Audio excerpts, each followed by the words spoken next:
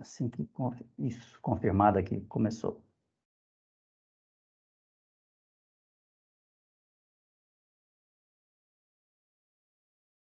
Tudo bem. Pessoal, boa noite, então. Eu sempre fico em dificuldade de saber se nesse horário aqui ainda é boa tarde ou se já é boa noite, né? Mas boa noite aí, né? Já está começando mais uma edição do ICEI Talks, né? Esse evento aí do nosso Instituto de Ciências Exatas e Informática aqui da PUC Minas. É nosso bate-papo semanal sobre tecnologia, né? Toda quarta às 18 horas. A gente está aqui com nem sempre eu, né? Com algum tema diferente, algum tema interessante, né? Trazendo algum convidado aqui para a gente discutir alguma coisa aí relacionada ao mundo da tecnologia, né? A gente gostaria que vocês se sentissem em casa hoje, aí, né? Todo mundo, né? Não dá para saber que quem é de fato da PUC já, né? Quem é aluno, ou professor, ou ex-aluno, mas tem alguns aqui que aparecem como fora da organização, né? Mas sintam-se realmente em casa. Espero que seja assim, um momento muito produtivo, né? O Júlio vai trazer aqui uma discussão muito interessante para a gente vai ter oportunidade aí no final de poder interagir com ele, né? Trazer algumas perguntas. Peço que as perguntas que vocês forem preparando aí, né? Já podem ir colocando no chat ao longo da apresentação, não tem problema, eu vou guardando aqui, vou anotando. E no final a gente faz um momento aí, né, de entrevista com o Júlio, né, Júlio? Não exatamente entrevista, mas ele vai poder responder as nossas dúvidas sobre o assunto, né, algumas curiosidades. O Júlio é da Ivory. A Ivory é uma fábrica de software lá de Betim, né, mas já tem uma unidade em Belo Horizonte também, né, Júlio, até onde eu sei. Depois você me corrige aí, por favor, se eu estiver errado. A Évora é uma parceira antiga do nosso curso de Sistema de Informação lá de Betim, né? Júlia é ex-aluno nosso lá também, né, de Betim, cria da casa, também já disse para a gente aqui mais cedo, agora há pouco, né, que estava se sentindo em casa, né? Quem é da PUC nunca perde aí essa ligação. Eu tive a oportunidade de ser orientador de TCC dele, inclusive, né, Júlia? Até hoje ainda me lembro aí do que era o tema. De vez em quando eu pergunto para ele se o sistema ainda está rodando lá, né? Se ainda está. Tá rodando. Se ainda está vendendo, né? Mas a Árvore é parceira antiga nossa lá nos eventos do curso, absorve muita mão de obra, né, dos alunos do curso, estagiários. O Júlio vai poder falar um pouquinho disso aí também lá no final. Deixa eu ler aqui um currículo do Júlio, um mini currículo aqui rapidinho, só para a gente conhecê-lo um pouco mais, e aí a gente já começa. Então, o Júlio é CEO na Ivory, né, onde ele é responsável por gerenciar as operações da fábrica de software, liderar o time de gestão e agilidade e estruturar e montar times ágeis dentro dos clientes. Como eu já disse, ele é formado em sistemas de informação pela PUC Minas e já tem pós-graduação em gestão pela Fundação Dom Cabral e atua há mais de 10 anos aí no mercado de tecnologia. Então ele vivencia esse mercado de tecnologia, né? Sabe muito bem o que o mercado está precisando, né? Que tipo de profissionais que está precisando. Ele vai falar um pouquinho disso aí também, né? Com relação a esse assunto, que é a transformação digital, né? Então, vou passar para ele já a palavra, né? Sem mais delongas, Júlio. Fica à vontade, então, mais uma vez, e a gente conversa, então, já no finalzinho. Beleza. De novo, né, é um prazer estar aqui. Repito, né, que sinto em casa, né, com o meu orientador aqui, o Alisson. O projeto que a gente fez junto está no ar até hoje, né? Então, foi bem legal aí a experiência do curso aqui na PUC, né? Onde a maioria dos profissionais até que da Ivory vem aí dessa parceria com a PUC, né? Grandes amigos e continuar fortalecendo essa parceria aqui entre a Ivory e a PUC. Então, pessoal, boa tarde a todo mundo, né? Ou boa noite, né? Eu vou iniciar aqui o compartilhamento, né? De uma apresentação que a gente preparou, tá? Já está aparecendo aí para todo mundo? Já. Beleza. Tá bom, só organizando as telas aqui, né?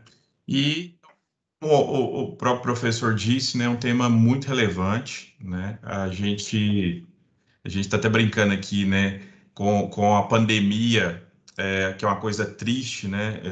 E tanto sofrimento, né? Tanta dificuldade aí no mundo inteiro.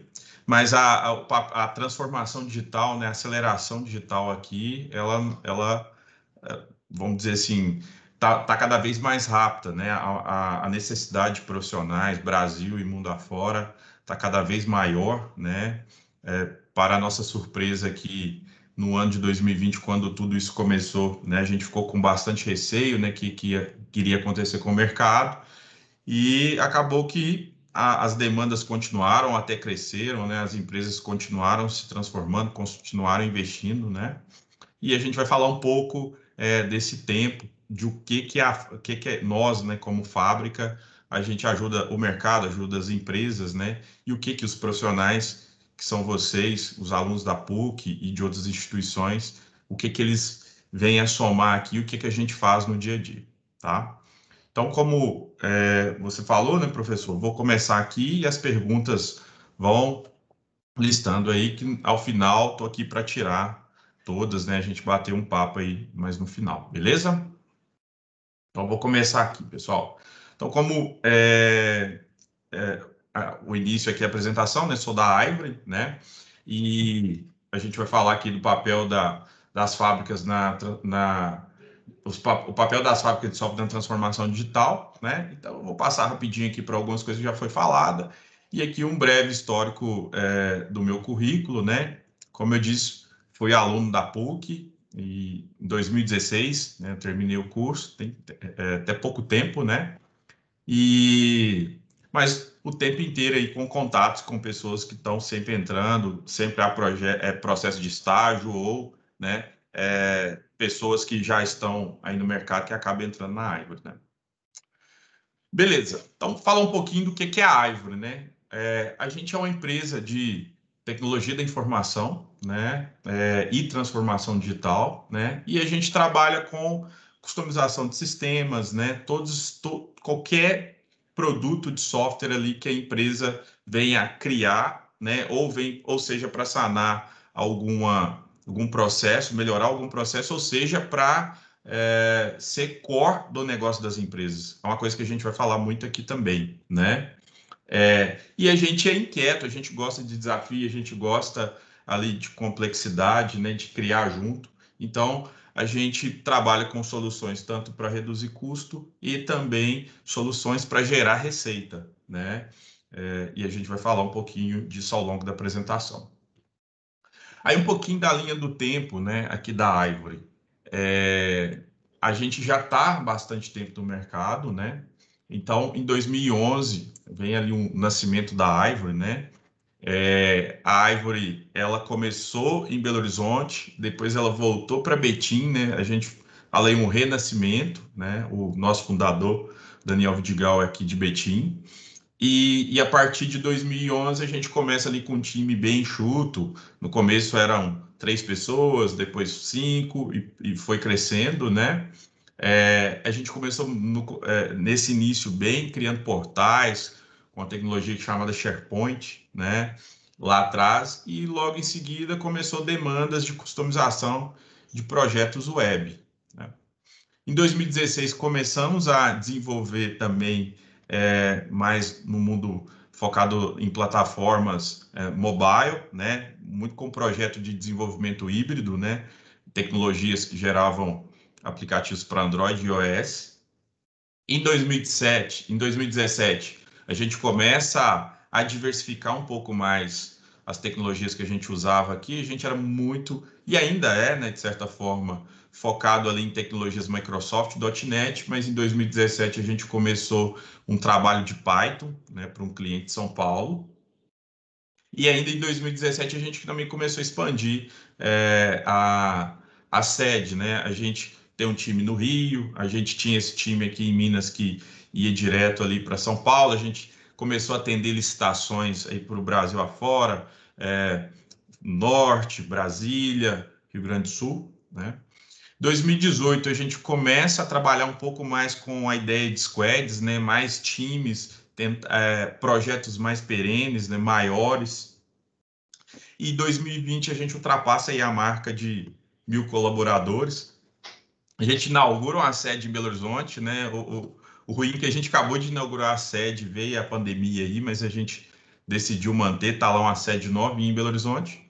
E acaba que essa questão de sede ou não, né, ela deixou de ser tão importante, porque hoje a gente está contratando aí pessoas de qualquer lugar do país. Acho que a maioria das empresas já não tem tanto limite geográfico, né? Então, uma breve história aqui da Ivory para situá-los.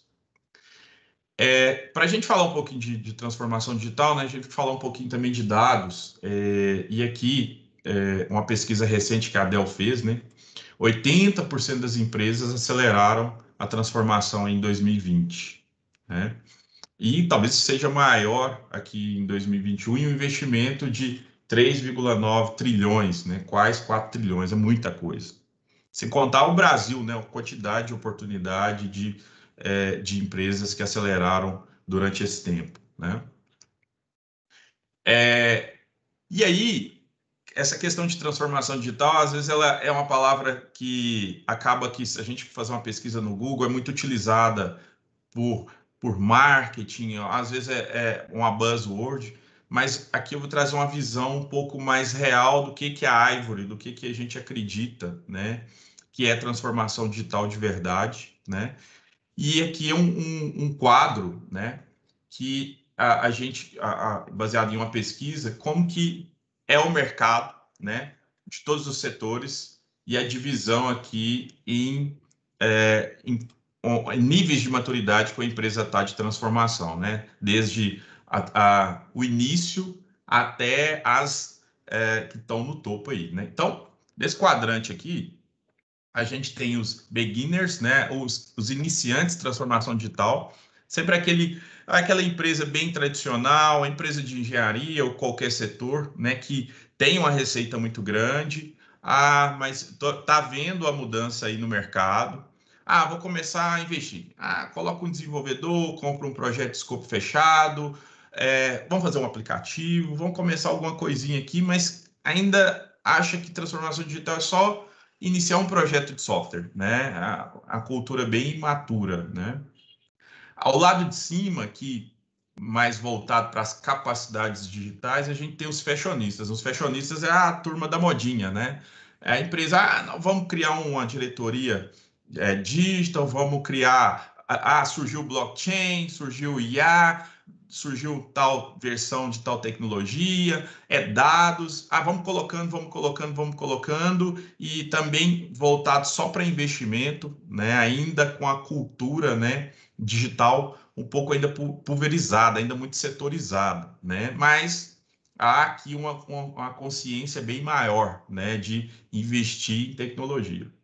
Lá embaixo, ainda voltado para a liderança, né, para a cultura, a gente tem os conservadores, né, que são aquelas empresas que também faturam muito alto, têm uma marca muito importante já consolidada, né, e fazem projetos voltados para alguma melhoria ou lança algum tipo de ferramenta, né? Mas de uma maneira assim bem segura, né? Com a governança bem em cima ali daqueles projetos de transformação, né? E aí no quadrante tanto de capacidade digital e de liderança, né? Que envolve cultura e tecnologia, a gente tem os digital masters, né, que são as empresas que estão aí, vamos dizer assim, ditando o ritmo aí de transformação do mercado, né? A gente vê muito aqui empresas de tecnologia em si, né, vou falar um pouco disso, bancos, né, são empresas que estão bem à frente. Aí esse dado aqui, né, essa imagem, ela mostra um pouco disso. Por exemplo, empresas de tecnologia em si, né? Aqui, ó, o azul mais escuro, né, são os digitais masters, né? Quem está na crista da onda aí na questão de transformação digital, né? A gente pode ver aqui que dividido por setores, né? As empresas de tecnologia, obviamente, né, saem na frente, e quem vem atrás é banco, né? Porque acaba que foi muito provocado aí com as fintechs, né? E tudo mais, que é o que a gente vai falar também, né? E a gente vê aqui no Brasil, né, a mistura de tudo isso aqui, né? E muita empresa ainda no começo, independente do tamanho, né? Muita empresa ainda na moda ali, tentando algo, mas ainda não está na cultura, né? Porque envolve a organização como toda, né? Então tem muita oportunidade. E para contar um pouco e a gente falar do nosso papel como fábrica de software nesse mercado, né? O que a gente consegue ajudar as empresas de qualquer, seja de qualquer segmento, né? A gente traz aqui uma foto muito simples, de pouquíssimas, mas são vários exemplos, né? De empresas que não são empresas de tecnologia, mas viraram empresas de tecnologia, né? Então, todas aqui eu imagino que todos conhecem, né? O próprio Nubank, né? O Banco Inter, que listou papel aí na Bolsa de Valores na Nasdaq, né? Tá até fora do país. A própria Log de logística, a gente tem muito cliente de logística aqui dentro da Agro, né? E tecnologia virou questão de sobrevivência, né? A própria Magazine Luiza, ela parece com uma fábrica de software hoje, né? Tem podcast, tem muito evento, tem um time de TI gigantesco, né? A própria Alpargatas, que fez um investimento grande aí também numa fábrica, né? Então, são empresas que não eram necessariamente empresas de tecnologia e acabaram, né, virando o core ali todo tech. Então, era aquele departamento de TI antigamente e hoje é TI e negócio, né? TI e negócio co-criando soluções, né? Aqui tá, né? Então, isso foi recente. Ontem teve aí, né, o Warren Buffett investindo no Nubank, né, 500 milhões. Acho que alguns de vocês devem ter visto aí as notícias, né? Isso aqui também é recente, do dia 25, né? O Banco Inter listando aí papel na Nasdaq, como eu falei. Então, as empresas que estão se transformando com a velocidade muito maior também estão colhendo frutos, né? Então, estão, vamos se distanciando um pouco dos concorrentes que não estão no mesmo nível de transformação que eles estão, né? Para ilustrar um pouco. Então, para a gente falar dessa evolução, falar um pouquinho de coisas que imagino que a maioria de vocês gostam, né, de tecnologia. Então, houve alguns passos, né, para a gente chegar até hoje, até 2021, até aquele investimento de quase 4 trilhões que a gente falou lá em cima, né? E cada coisinha, cada item que é criado, cada inovação vai empilhando e ajuda a soluções novas, ajuda a criar novos negócios, né? Então, eu trouxe aqui um resumo muito pequeno de algumas tecnologias que foram evoluindo, né? Obviamente, se não tivesse tido a internet lá atrás, se a velocidade de conexão não tivesse melhorado, a gente não teria e-commerce. Então, uma coisa vai empilhando a outra, vai gerando novos negócios, né? Então, hoje aí, por exemplo, aqui na Agro, né, a gente trabalha com tecnologias de front-end, React, Angular, Vue, né? São tecnologias que dão uma experiência ali de usabilidade muito grande, né? A gente fala muito de usabilidade hoje em dia, né? As próprias tecnologias que já são antigas continuam se evoluindo, né? Chama a atenção que o Java 16, né? Eu cheguei a mexer com o Java 5 lá atrás, né? E vem surgindo novas tecnologias igual o Go, né, o próprio Python que a gente trabalhou aqui, né? Da parte mobile, a gente tem aí o recente chegado. Quando a gente fala recente, né, já tem alguns anos já também o próprio Flutter, as tecnologias nativas. Então, cada parte dessa vai ajudando a gente criar soluções cada vez mais completas, né? Os famosos aí super apps, né? Apps que têm uma gama gigante de tecnologia, né?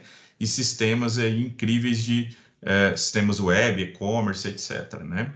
A própria nuvem, né? Eu particularmente acho espetacular o que hoje as plataformas de nuvem oferecem. Aqui na Agro a gente utiliza muito o Azure, a AWS, né? Assim, a facilidade de criar solução, inovar, desligar, ligar, né? Ter uma inteligência ali de custo, ter escalabilidade, avançou significativamente, né?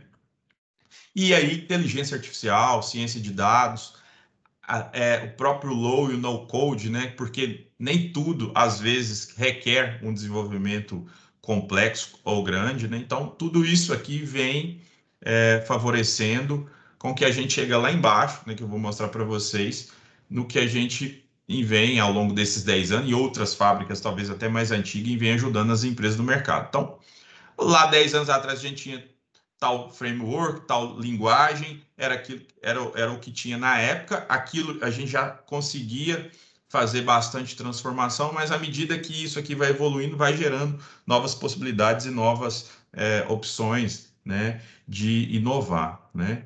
Então a gente vem aí com inovação de técnicas e tecnologia, né? E aí a gente se depara aqui na Ivory muito com a questão sempre, né? Fábricas e o tal escopo fechado, né? Obviamente, sempre quando um cliente vem pedir para a gente um desenvolvimento ou quer construir algo, quer construir um app, quer construir um portal, quer resolver algum tipo de problema, né? Então é aquela famosa pergunta, né? Quanto custa para fazer isso aqui, né? E a gente por anos, né? A gente trabalhava nesse modelo de tentar prever ali no início de um projeto, né? Por exemplo, algum de vocês aqui chegou para mim, ô Júlio, eu quero construir tal plataforma, toma a minha especificação, me fala aí quanto que custa, e quanto tempo vai gastar e vamos embora, vamos desenvolver. Aí a gente senta, olha, tal, vai gastar X meses, vai gastar X reais, né? Vai ter um orçamento ali financeiro, tal qualidade, tal, vamos embora, né? E aí começa. Muda aquele botão para mim, porque agora que você me entregou aqui, eu vi que fica melhor, né, nesse formato. Era o que eu pedi, né? Isso aqui acontece, apesar de ser engraçado, acontece muito, né? Era o que eu pedi, mas vendo agora, né, clicando aqui no sistema, não ficou bacana, mas nossa, se tivesse a opção de exportar para o Excel, ou se tivesse a opção de filtrar tal dado aqui, não ia ficar legal demais, né?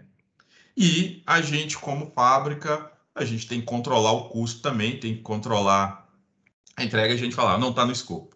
Aí começava aquela briga, porque às vezes o pedido, né, e aquilo que tanto a fábrica como o cliente descobriu que era necessário de implementar, que descobriu que havia uma necessidade, realmente precisava de implementar, porque não fazia sentido, né, a solução sem aquele pedaço, né? E aí fica sempre aquela briga, seu contrato está correto, a forma, está tudo oficializado aqui, mas ainda assim o projeto faltou alguma coisa, né? Então, ainda assim o projeto vai falhar. Então, começa um pouco mudar as mentalidades das fábricas, né? O que eu quero dizer com isso? Não quer dizer que a gente não tenha controle financeiro, controle de prazo, mas é uma visão mais voltada para o mundo ágil. E aí eu vou falar um pouquinho disso. Agilidade não é Scrum, não é só utilizar uma metodologia, é um conjunto de coisas, né? E as fábricas começam a propor algo um pouco diferente, né? Um escopo mais voltado para a entrega de valor. Por quê, pessoal? Se a gente está construindo um produto aqui, a gente está atendendo a startup, é uma ideia de qualquer um de vocês. Começou a desenvolver, por mais que a gente tentou especificar ali, por mais que a gente está usando ali o próprio Scrum, ou qualquer Kanban, ou qualquer metodologia aí para fazer entregas mais rápidas, vai ter oportunidade de mudar. Ou o próprio mercado pode mudar. Pode vir uma nova lei, pode vir alguma coisa que está no meio do projeto e vai ser necessário mudar. Então, a gente começa a sair, né, do passado, né, um pouco escopo fechado e o modelo cascata, né? Começa a trabalhar mais escopo baseado em valor. Por exemplo, por 3 meses você vai ter tantas sprints e você vai priorizar isso, né? Vamos entregar isso. Se você quiser mais, nós vamos contratar mais sprints e menos escopo ali fechado, né? E junto com metodologias ágeis, né? E a gente dá mais um passo, que é trabalhar mais com gestão de produtos, né? Tentar entregar um MVP, algo, né? Um mínimo viável ali para rodar a aplicação, para rodar um sistema, para rodar um aplicativo e trabalhar mais como produto e menos como projeto, principalmente quando a gente está falando de software, né? E ir utilizando métricas ali para ver se aquela feature, se aquela funcionalidade que a gente colocou no ar, ela faz ou não faz sentido, se ela trouxe o resultado que se esperava, né? E por último, né, as fábricas, pô, sempre chegavam aqui para a gente, toma a especificação tal, resolve tal problema. Mas será que a solução que você está trazendo para o problema que você tem é só para a gente codificar? Não tem oportunidades aí dentro? Não é possível a gente fazer um trabalho junto aqui de inovação? Então, as fábricas, a Ivory, né, a gente começa a trabalhar junto com os clientes num modelo um pouco mais de cocriação, né? Utilizar técnicas de design thinking, né? Design sprint, né? Um pouco mais voltado ali para cocriação junto com o cliente, em vez de só construir, né? Tranquilo aí, pessoal? Tá um ritmo legal? Tá legal aí, Alisson? Sim, pode seguir. Beleza. Então, ainda em cima desses estágios, as fábricas começaram lá atrás, né? Escopo fechado, um modelo ali que eu posso dizer que não era totalmente cascata, porque você tinha ali os ritos, entregas preliminares, mas ainda, por exemplo, um projeto de um ano. Por mais que você fique 2 meses especificando o projeto como todo, em algum momento, né, tanto o cliente quanto a fábrica em si, né, como parceiro, vai ver a oportunidade de inovar, vai ver a oportunidade de mudar, né? A gente começa ali com um escopo fechado, depois vem para essa parte um pouco mais de alocação de times, de falar assim, cliente, para esse tipo de problema que você tem, o melhor time ou o time para iniciar seria esse. Depois a gente começa com a composição um pouco mais voltada para squads mistos, né? O que é o squad, né? Até pegando aí o modelo Spotify. É criar times para resolver determinado problema que não é um time só de desenvolvedores, né? É um time composto ali pelo cliente, pelo product owner dele, pelo um UX, pelo um arquiteto, pelos desenvolvedores, por algum analista de infraestrutura do cliente, a área de negócio ali em cima de um time focado em resolver algum problema, né? Acontece aqui na Ivory, por exemplo, da gente ter squads que é a Ivory, o cliente e outro parceiro, uma outra empresa, um outro terceiro, né? Montando, trabalhando ali no squad só. Depois a gente vai para um quarto nível aqui, que, como eu disse, é essa cocriação, junto com o cliente, a priorização, a gente trabalhar um pouco mais em métricas para ajudá-lo, cara, em vez de colocar essa feature, vamos colocar isso aqui, que isso aqui talvez dê um retorno maior, né? E, por fim, agora, né, o mercado, a gente trabalhando muito voltado para produtos, né? Que são sistemas dentro das organizações que estão no core do dia a dia dela ali, né? O e-commerce da Magazine Luiza, como eu disse, é o próprio app do Banco Inter, né? É o SFX da Sequoia, lá em São Paulo, né? São sistemas que têm a ver com o core da empresa ali, ou seja, toda operação entra ali por uma experiência digital, né? Então, não é mais um projeto, né? Você tem que estar sempre ali com a manutenção de time, aumentando o time, trabalhando em arquitetura, né? É um modelo um pouco mais contínuo, né? Um pouco mais voltado aí para o DevOps.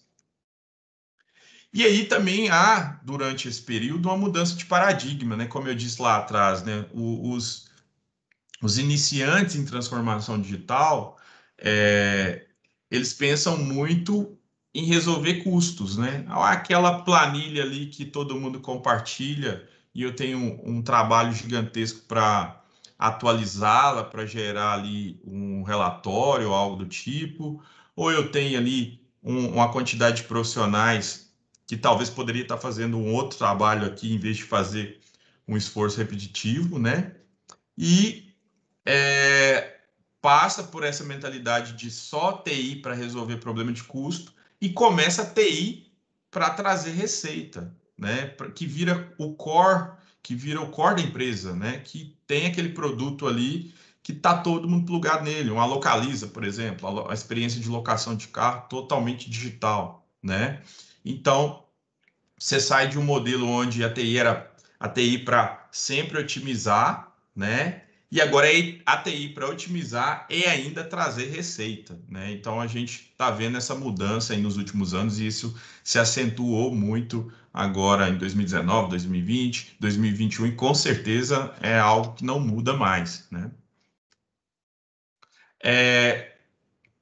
E quando a gente fala de transformação, como eu disse lá atrás, né, além de uma palavra bonita, né, de um buzzword que é muito usado, que a gente, todo blog, que a gente, uma pequena pesquisa que a gente fazer aí, a gente vai achar uma série de coisas, né?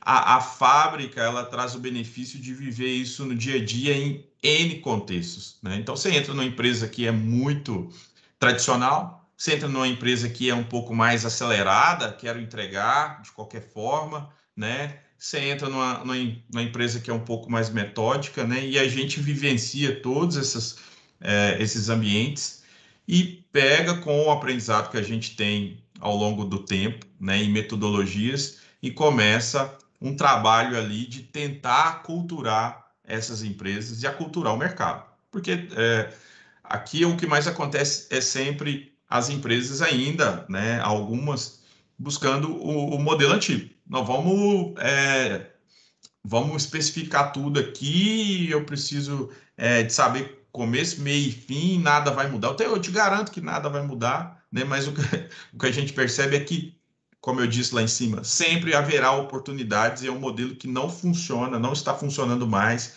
e é onde que a gente também, além de fazer o trabalho junto com o cliente, a gente também vem aculturar o mercado, né? De falar, pessoal, esse talvez não seja o melhor caminho, né? A gente já teve problema aqui, problema ali, e a gente não conseguiu entregar valor. Talvez a abordagem um pouco mais, um escopo um pouco mais flexível, uma montagem de time e um foco ali em um MVP, talvez seja mais viável para os dois lados, né?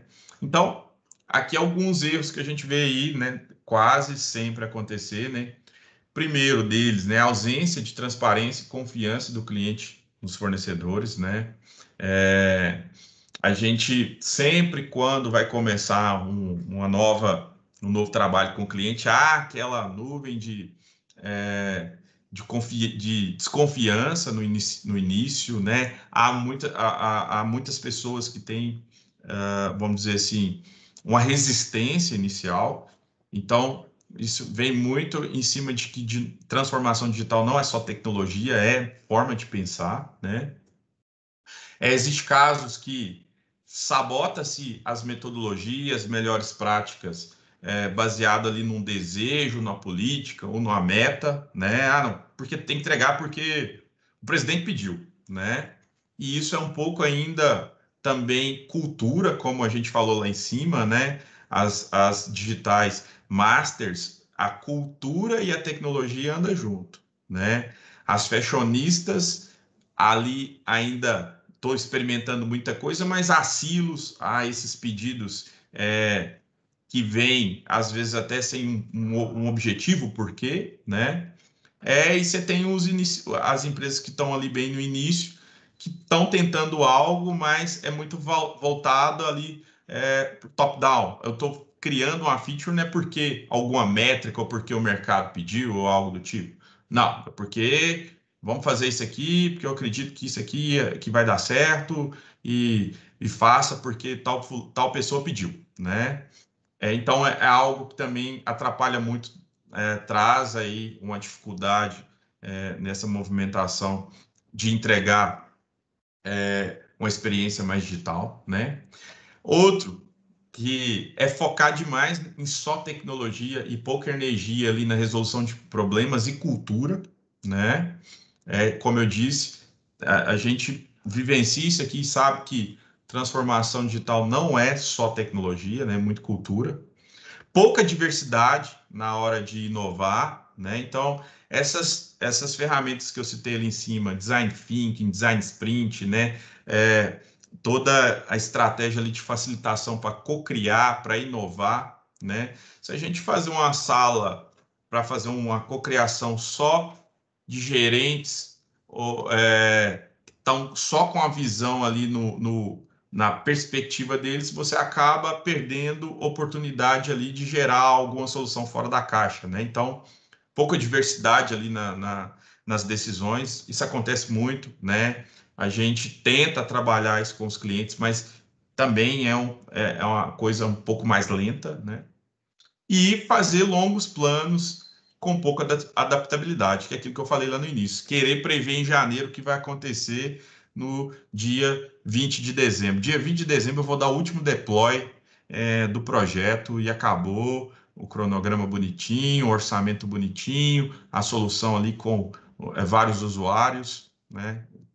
Óbvio que isso não funciona, né? Então, são alguns itens aqui que a gente resumiu, a gente vê que atrapalha o mercado nessa transformação, né? E no próprio Manifesto Ágil, já antigo, né? Já é antigo, fala muito de um item que eu gosto muito de falar para os nossos clientes, né? Que responder às mudanças mais que seguir o plano. Tudo que eu estou falando aqui, pessoal, não quer dizer que a gente não tem que planejar, que a gente não tem que ter um escopo, que a gente não tem que ter um orçamento, mas o que eu venho trazer que quando a gente fala de transformação também é adaptabilidade, é velocidade. Então, como eu disse, você lançou alguma coisa no mercado hoje. Ah, minha plataforma agora tem pagamento de boleto. Aí, semana que vem, lançou o Pix, né? Ah, mas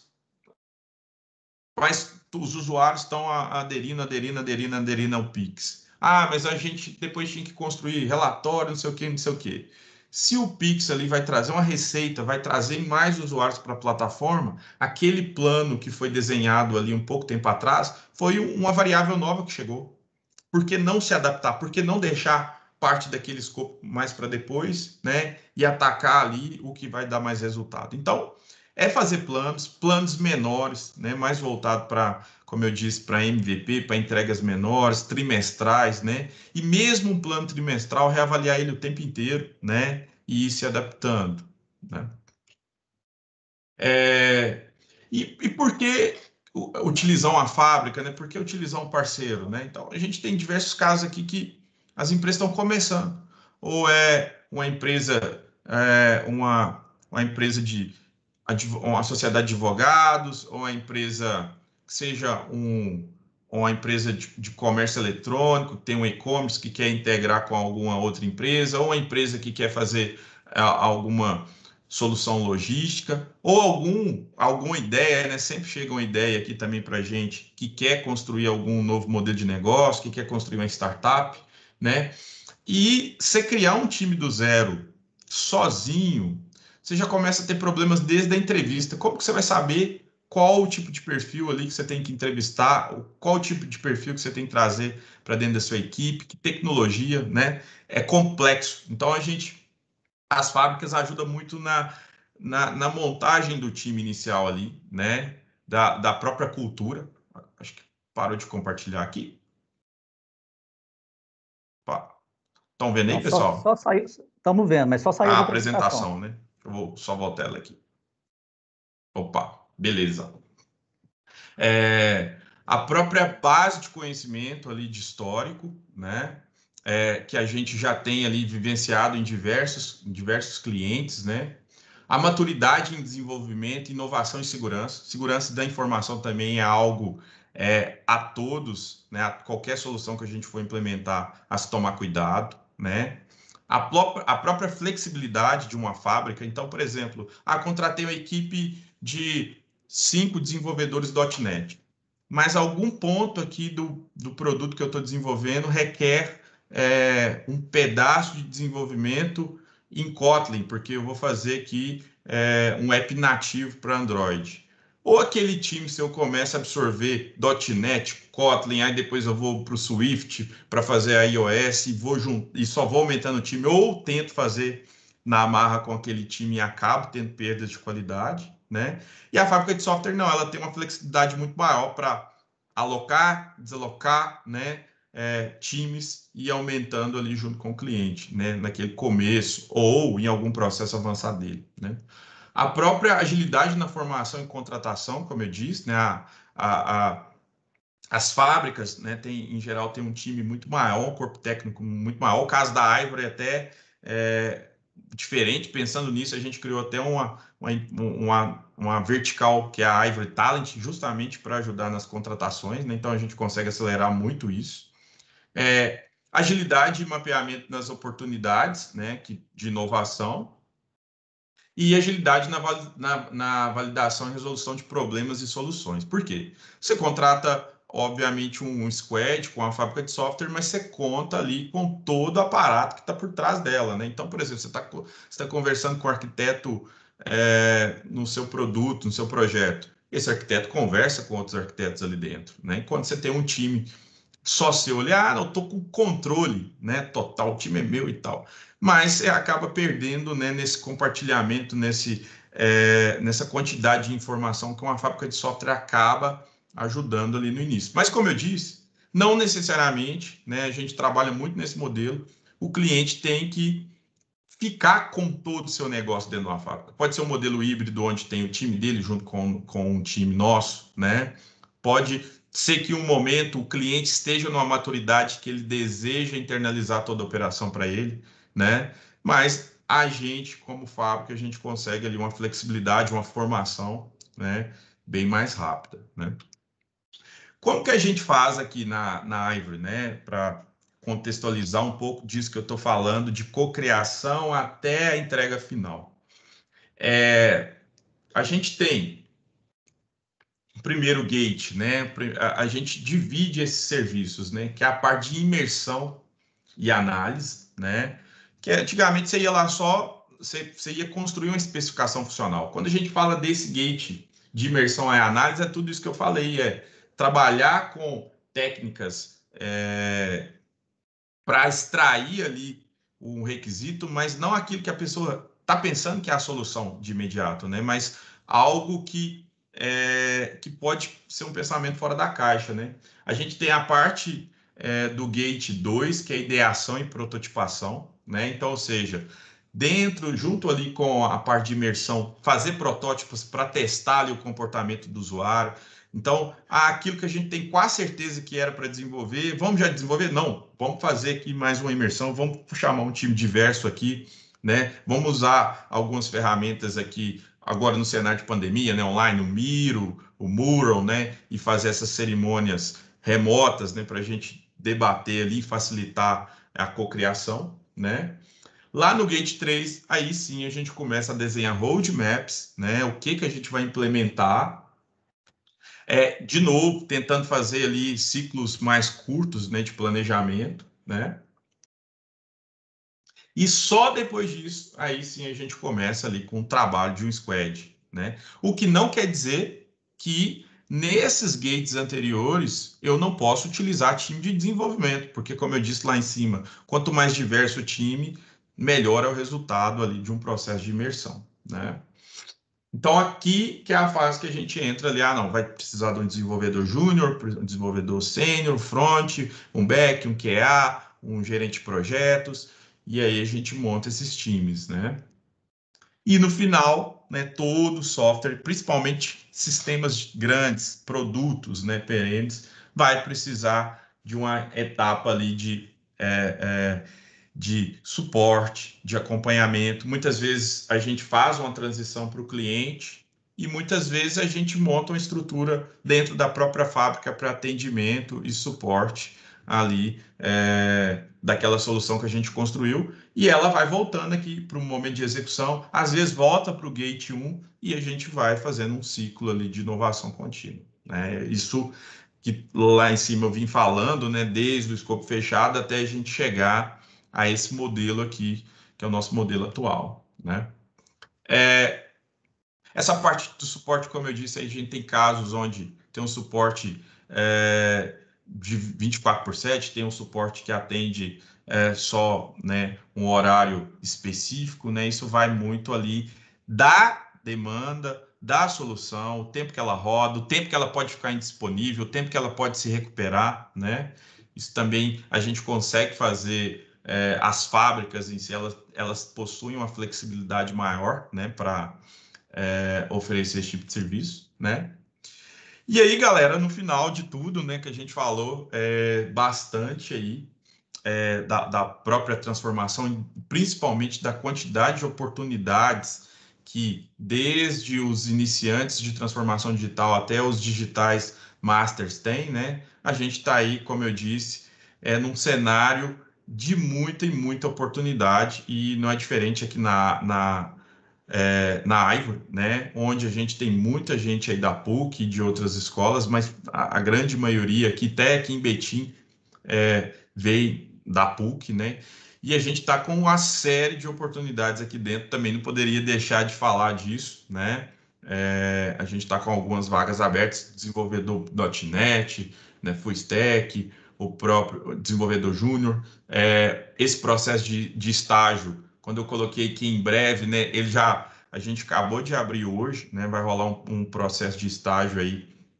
para a gente selecionar desenvolvedores .NET, né, e aí já depois do ICEI aqui já fica aberto aí para inscrições quem quiser, tá?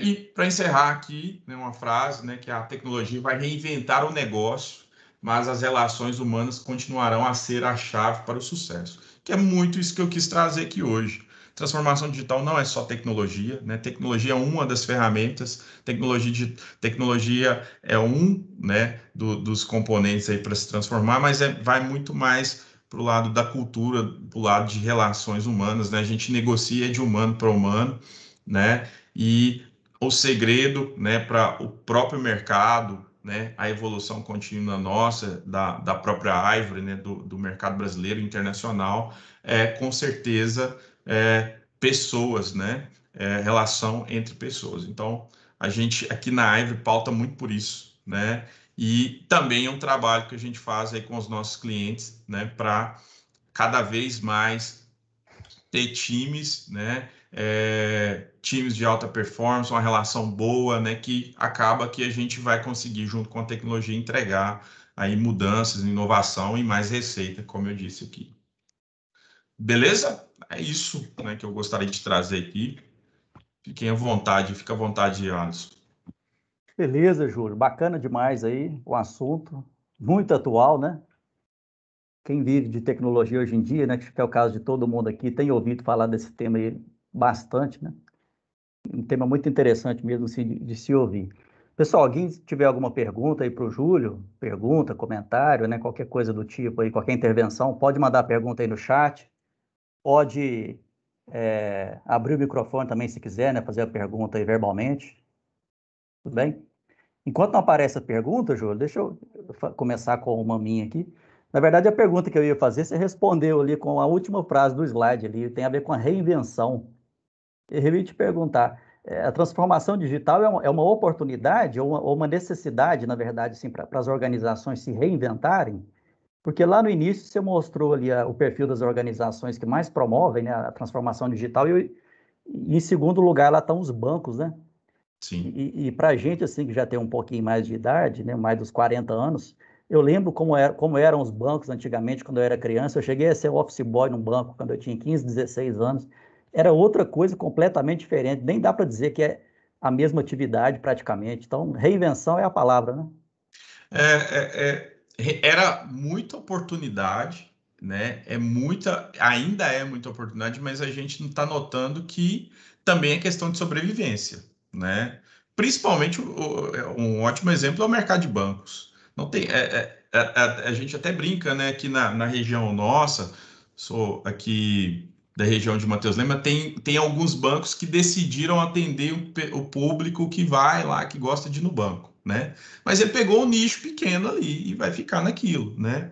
Agora, se o banco quiser ser competitivo, igual a gente trouxe aqui o cenário do Inter, do Nubank ontem, com o investimento que tiveram, né? E continua, tecnologia virou core, né? Se eles não continuarem inovando, investindo, acaba que vai chegar um momento que deixa de ser só oportunidade e seja questões de sobrevivência, né, no mercado. O banco está na palma da sua mão hoje em dia, né? Você carrega ele onde você vai. Exatamente. E outro setor também que eu acho que se reinventou, teve que se reinventar à força, né? De forma obrigatória no ano passado, foi o setor educacional, né? Com a pandemia, Exatamente. eu vejo que eu tenho uma filha de 9 anos. E de uma hora para outra, a escola não pôde mais receber os alunos, né, para assistir a aula. E de uma hora para outra, as escolas que muitas vezes não têm uma equipe de TI, não têm uma infraestrutura adequada, né, para montar o que era necessário, né? Então começaram a ter que utilizar as ferramentas que estavam disponíveis, aprendendo a fazer aquilo ali na marra, para poder fazer a atividade continuar acontecendo, né? E eu vi que escolas que não conseguiram fazer isso, por exemplo, os alunos acabaram ficando na mão, né? Sem educação, sem aula, sem educação no sentido tradicional aí, né? Então, realmente, o setor educacional também foi um que a reinvenção foi necessária, né, do ano passado para cá. Exato. Outro setor que a gente atende muito aqui, que a gente também está vendo se reinventar, né? A gente trouxe o exemplo lá da Log, né? A gente tem um cliente de São Paulo, que é a Sequoia, que também, na pandemia e com o boom de compras no e-commerce, teve que acelerar um pouco ali a transformação, plugar nesses e-commerce essa quantidade de plataforma, né? E fazer entregas de uma maneira muito mais rápida, muito mais ágil, né? Eles, por exemplo, lançaram uma ferramenta que buscam na loja do vendedor, em vez do vendedor tirar tempo para ir lá no correio, levar o produto, não, pode vender, se concentra na sua venda que eu vou buscar aí, vou levar lá na casa do cliente, né? E pode ficar tranquilo, foca em vender, né? Também é outro setor que acabou acelerando muito. Outra coisa, a gente que usa aqui o Teams, a gente usa também o Google Meet, vocês podem perceber, né? Toda hora tá um botão novo, uma feature nova, e o pessoal também acelerado ali, porque eu imagino que a quantidade de pessoas, né, e de reuniões que aumentou aí agora, durante a pandemia, né, foi gigantesca. Então, também acelerou toda essa parte aí de comunicação, de essas ferramentas de interação, né, o Jamboard aí no próprio Google, essas ferramentas do governo, de dar aula, todo mundo teve que correr aí com o que tinha, né, e as empresas aproveitaram, né, algumas. E aí eu acho que a palavra transformação é de verdade, porque muito disso vai ficar, né? Mesmo depois da pandemia, Com o certeza. ambiente vai ficar transformado mesmo, não vai ser o mesmo de antes, né? Com certeza. Aqui na Ivory, né, igual o mercado todo, a gente tá todo mundo em casa, né, desde o ano passado, né, ali março, abril, e pretendemos talvez voltar 1 ou 2 dias na semana, talvez um apenas, mais para as pessoas se conhecer, porque todo mundo a gente continua produtivo, talvez até um pouco mais, né? Mas há uma dificuldade, por exemplo, de quem entra, né, os novatos principalmente, naquela integração, né? Nós estávamos brincando aqui no início, a gente tinha ali o futebol aí com a equipe, tinha ali as resenhas ali após o serviço, e isso acaba que é um componente importante, porque a pessoa quebra o gelo para poder pedir uma ajuda, né? Acaba que um pouco ali mais de conhecer o outro, a gente acaba ajudando, acaba facilitando ali um pedido de ajuda, compartilhar informação e tal, mas não faz muito sentido mais para a gente voltar ao que era 100%, você tem que chegar aqui 9 horas, sair 6 horas e 100% aqui no escritório, né? Eu acho que não está fazendo sentido para a gente e para ninguém, né? Sobre isso, você falou naquelas vagas ali, né, que você tem oportunidades abertas. Então, vocês vão contratar, então, também agora para home office. E eu te falo por que que eu estou perguntando isso. A PUC abriu agora, nesse primeiro semestre, vários cursos novos na modalidade EAD, entendeu? Ensino à distância. E a Sim, gente está com alunos aí do Brasil inteiro, entendeu? Espalhados aí, né, por todo o território nacional quase. Temos até alunos de fora do Brasil, alunos da Bélgica, né, de outros locais aí. Então, tem oportunidade para todo mundo. para todo mundo. Tem um caso recente até de um aluno da PUC, o Igor. Ele estava de mudança para Betim, né? Estava olhando um apartamento e aí começou, né, a situação. Liguei o Igor. Pode ficar tranquilo, pode ficar na sua casa aí, Itaguara, né? Que o seu escritório aí agora é aí com seus pais, aí com a sua família, né? E dá para entregar um ótimo trabalho, né? Mesmo tão distante. Então, para a gente também, como a gente disse, a gente tem escritório físico em Betim, em Belo Horizonte, tem equipe lá no Rio, né? Mas isso não é empecilho mais. Então, a gente também está recrutando de qualquer lugar do país, inclusive de fora, né? Então, essas oportunidades aqui, elas são para qualquer localidade. Você quer o talento, né? É. Pessoal, perguntas aí? Alguém quer algum comentário, alguma coisa? A gente pode ir já para o encerramento. O pessoal está calado hoje, né? Tô parecendo aula aqui, o pessoal pouco se manifesta. Na aula tem sido assim. Isso é um desafio também, né? Imagino como que quão complexo se tornou um pouco da aula, né? Teve que se adaptar, que é transformação digital também, É, né?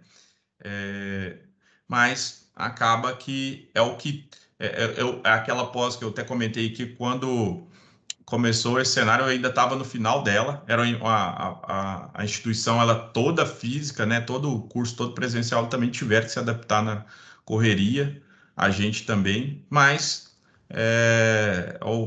o atual, né? O novo formato e de certa maneira tem benefícios, tem algumas coisas que ainda tem que evoluir, né? Mas estamos sobrevivendo, estamos conseguindo aí aproveitar as oportunidades e continuar trabalhando, né?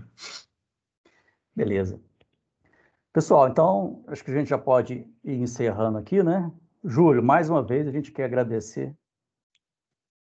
A Joyce está fazendo um comentário aí, a Joyce está elogiando a sua palestra, professora Joyce. Obrigado, Joyce. Júlio, a gente agradece mais uma vez, então, a presença sua, né, e da Ivory. Eu vi aqui pelo chat, eu identifiquei alguns nomes ali de pessoas que são de lá. É bacana demais ter vocês por aqui. Esse diálogo, né, daqui da academia com o mercado é importante, acho que para os dois, né? A academia tem que ver o que está acontecendo lá no mercado, né, do que o mercado está precisando para a gente se reinventar aqui também, se necessário, né, as coisas que a gente está fazendo aqui. E o mercado precisa vir aqui também buscar a mão de obra qualificada, né? A mão de obra que a gente está tentando preparar aqui para o mercado. Então, Júlio, você sempre está em casa aqui na PUC, beleza? Mais uma vez, assim, a gente deixa as portas abertas, não precisa esperar um novo convite para vir fazer uma nova talk, não, tá? Seja você ou qualquer outra pessoa da Ivory aí, ó. Quando vocês acharem que tiver algum assunto interessante para falar, algum outro tema legal para discutir, só entrar em contato com a gente aí, meu contato é fácil. A gente combina a data, a Simone, né? Simone, acho que está aí ainda, que controla a nossa agenda lá. Só encontrar a primeira oportunidade na agenda e a gente faz o processo de divulgação e faz a coisa acontecer. Agradecido, tranquilo. Como eu disse, é uma troca, né? A maioria dos profissionais aqui da Ivor vem aí da PUC, veio e vem, né? E eu vim, né? É o meu caso. E com certeza, a gente sempre está tendo tema relevante aqui e vamos combinar os próximos, com certeza. A gente está aí para ajudar, trabalhar junto aí. Beleza.